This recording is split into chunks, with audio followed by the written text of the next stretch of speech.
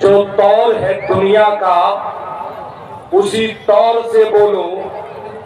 जो तौर है दुनिया का उसी तौर से बोलो। बहरों का इलाका है, जरा जोर से बोलो। वंचित बहुजन आघाडीचा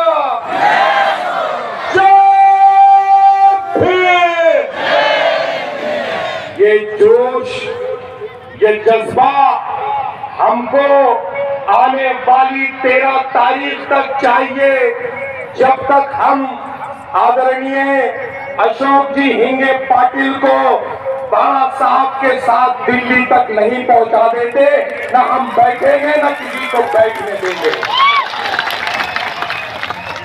मंच पर बैठे हुए वंचित बहुजन आघाड़ी के शेर, वंचित बहुजन आघाड़ी के अध्यक्ष आदरणीय बाला साहब अंबेडकर, भीड़ से वंचित बहुजन आघाड़ी के उम्मीदवार अशोक भाऊ हिंगे पाटिल, वंचित बहुजन आघाड़ी के तमाम जिम्मेदार, मैं आज यहाँ खास इसलिए मौजूद हूँ कि अपने लोगों के बीच अपने लोगों का एक आदमी अशोक हिंगे पाटिल आपका झंडा उठाए खड़ा है कि अगर तुम चाहो तो तुम्हारे मसाइल को हल करने के लिए, तुम चाहो तो तुम्हारे हालात को बदलने के लिए अशोक हिंगे पाटिल दिल्ली जाने को तैयार खड़ा है। बात मुसलमानों की हो, बात मराठाओं की हो, बात दलितों की हो, बात किसी भी पिछड़े हुए वर्ग की हो, अगर तुम्हारे साथ तुम्हारे कंधे से कंधा लगाकर अगर कोई खड़े रहने वाले थे तो वो यही वंचित बहुजन आघाड़ी के शेर थे। हमें आने वाले चुनाव में, आने वाली 13 तारीख को जब वोट देने जाना है तो एक एक मुद्दों को याद करना है। मैं भीड़ के मुसलमानों को ये कहना चाहता हूँ कि जब वोट देने जाओ तो ये जहन में रखो कि तथाकथित सेकुलर पार्टियां कहलाने वालों ने एक भी मुसलमान उम्मीदवार नहीं दिया। ये याद रखना कि पश्चिम महाराष्ट्र में टीपू सुल्तान के नाम से मुसलमान बच्चों को मारा गया, जेलों में भरा गया। पश्चिम महाराष्ट्र में जाकर टीपू सुल्तान की जो है तो तस्वीर पर हार चढ़ाकर बाला साहब ने बताया कि किसी माई के लाल में दम है तो केस करके दिखाए।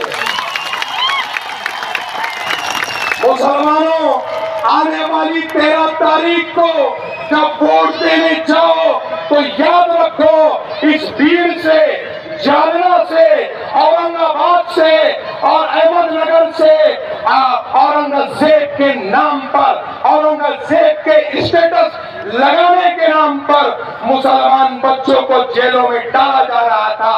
तब भी अगर किसी ने होश के नाखून लिए और औरंगजेब की मजार पे जाकर वहां पर चादर चढ़ा कर ये बताया कि औरंगजेब इस देश का बादशाह है और इस देश के बादशाह के स्टेटस लगाने पे केस नहीं हो सकता।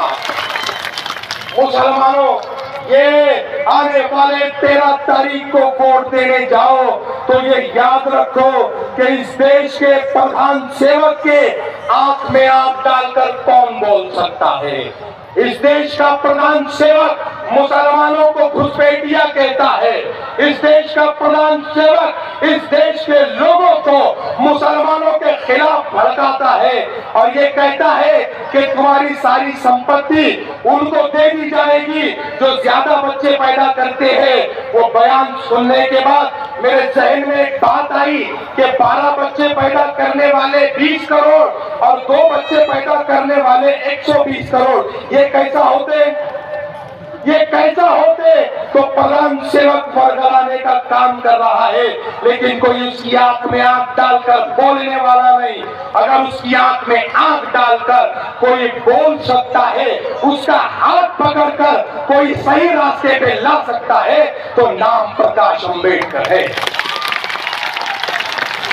और आदरणीय बाला साहब इस बार लोकसभा जाएंगे तो भीड़ से अशोक इंगे पाटिल को साथ लेकर जाएंगे। जालना से पकड़े मामा को और औरंगाबाद से अफसर खान को, ये पूरी फौज के साथ वंचित बहुजन अघाड़ी लोकसभा में दहाड़ेगी। किसी की हिम्मत नहीं होगी कि वो पिछड़े हुए तबका के बच्चों की तरफ हाथ उठा सके। हमें याद रखना होगा, आने वाले 13 तारीख को लोग वरगलाने आएंगे। लोग आपको अलग अलग जो है तो हिरवे दावे करेंगे कि सेंट्रल में बैठी हुई हुकूमत को हराना है तो फला पार्टी को वोट दो। मैं आपसे कहना चाहता हूं, हमें अगर साफ सफाई की शुरुआत करनी है तो वो साफ सफाई की शुरुआत हम अपने घर से करेंगे। और ये शुरुआत ये होगी कि यहाँ के मौजूदा एमपी घर पे बैठेंगे और अशोक इंगे पाटिल दिल्ली जाएंगे। इस बार वंचित बहुजन अघाड़ी का एक भी उम्मीदवार हारना नहीं चाहिए। ये जिम्मेदारी हमारी है।